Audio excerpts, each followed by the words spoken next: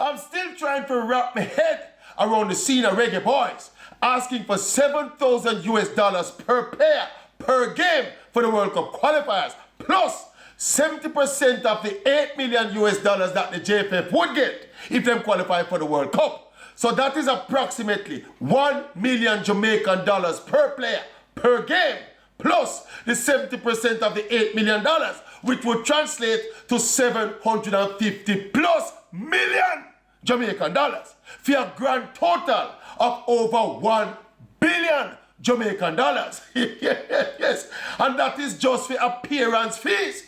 We don't talk about accommodation and preparation and per diem yet. Yes, and that trickle down now to approximately 50 million Jamaican dollars per player for the campaign from a JFF that is not their substantive employers. Remember, their employers are their clubs.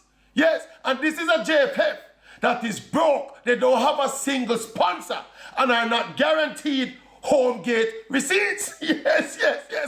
But the ball of them want 1,000 million Jamaican dollars from the JFF.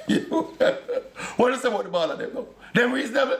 They're reasonable. They might ask what they want and what they worth. The ball of them.